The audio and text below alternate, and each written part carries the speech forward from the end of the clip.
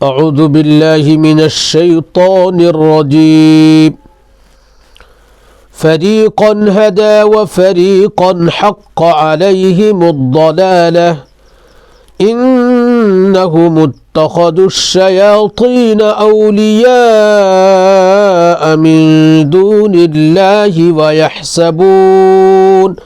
ويحسبون أنهم مهتدون صدق اللہ العظیم۔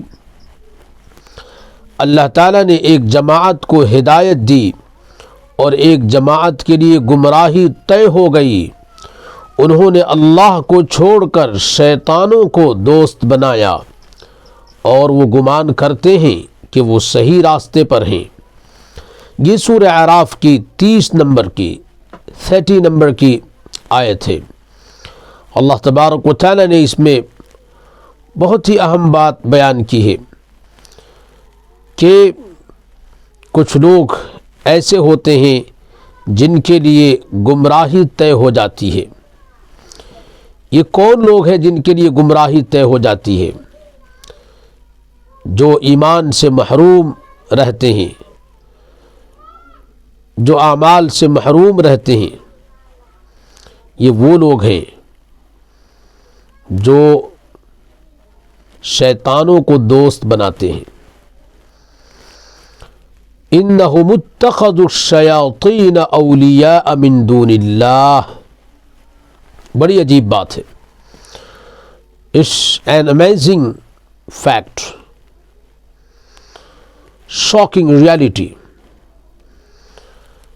کہ ایک انسان اپنے رب کو، جو اس کا خالق ہے، کریٹر ہے، سسٹینر ہے، ایوری تھنگ فار ہم، اس کو دوست نہ بنا کر شیطانوں کو، جو ہمیشہ ہمیش کے لیے دشمن ہے اس انسان کے، وہ ان کو دوست بنا لیتا ہے، اس کی بتائی ہوئی چیزوں پر فخر کرنے لگتا ہے اور اللہ تبارک و تعالی کی بتائی ہوئی چیزوں کو تکبر سے دیکھتا ہے۔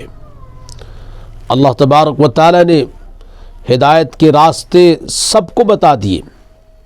He taught everything openly, nothing special for anyone، لیکن ہدایت کے راستوں کو وہ بلیٹل کرتا ہے، انڈرمائن کرتا ہے، ہدایت کی چیزوں کو وہ اپنی پرسنالٹی سے بنیت سمجھتا ہے۔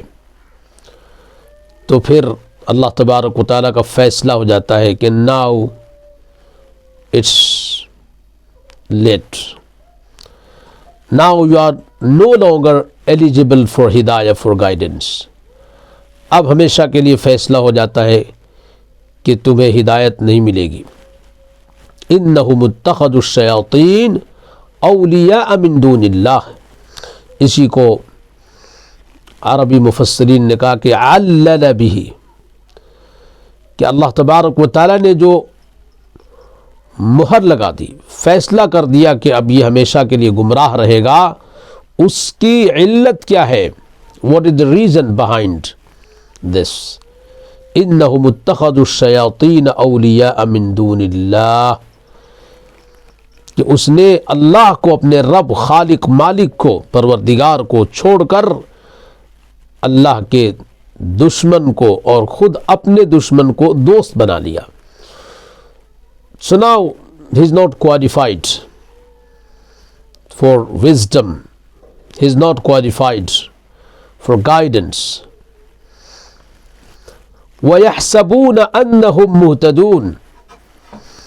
دوست بنایا شیطان کو، ہدایت کے راستے کو ٹھکرا دیا، اور گمان یہ کر رہے ہیں، کنجکچر یہ ہے کہ وہ رائٹ پاتھ پر ہے، صحیح راستے پر ہے۔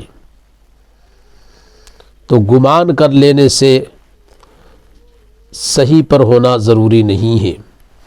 اسی لیے مفسرین نے یہ بات لکھی ہے کہ وَيَحْسَبُونَ أَنَّهُمْ مُهْتَدُونَ، وہ گمان کرتے ہیں کہ وہ صحیح راستے پر ہیں. It is not enough at all to conjecture, to just understand that you are on right path, but it has to be right practically. It should be really right. اگر آپ کسی چیز کو حق سمجھ رہے ہیں without any research, without going through the process of its understanding, and it is not right, اور وہ حق ہے نہیں, تو آپ کو معذور نہیں سمجھا جائے گا, آپ کو سزا سے ایگزمپٹ نہیں کیا جائے گا, بری نہیں کیا جائے گا, اس لیے کہ آپ نے سمجھا ہے کہ یہ غلط صحیح ہے. صحیح کو غلط سمجھ لینے سے, غلط کو صحیح سمجھ لینے سے غلط صحیح نہیں ہو جاتا, اس کا سچ مچ ان ریئلٹی, ان فیکٹ, حقیقت میں بھی صحیح ہونا ضروری ہے. اس میں دیر از اے اسٹرانگ میسج, بہت ہی مضبوط, بہت اہم پیغام ہے ان مسلمانوں کے لیے جو اسلام کو سیکھتے نہیں ہیں, اسلامی عقائد کو, سیٹ آف بلیفز آف اسلام کو سیکھتے نہیں ہیں, اعمال کو سیکھتے نہیں ہیں, اور اپنے طور پہ کچھ بھی بلیو کرتے ہیں اور اس کو اسلام سمجھتے ہیں, کچھ بھی عمل کرتے رہتے ہیں اور یہ سمجھتے ہیں کہ یہ اسلام کے احکام ہیں, اسلام کے اعمال ہیں. they are going to please Allah subhanahu wa ta'ala, and we are going to get pleasure of Allah by these acts and by these beliefs. یاد رکھیے, آپ کو اللہ تبارک و تعالیٰ نے ذرائع دیے ہیں, سورسز دیے ہیں, ٹائم دیا ہے, ساری چیزیں اویلیبل ہیں جن سے آپ سچ کو سچ سمجھ سکتے ہیں, غلط کو غلط سمجھ سکتے ہیں. unless you make an endeavor, effort, you are not eligible to say that this is right.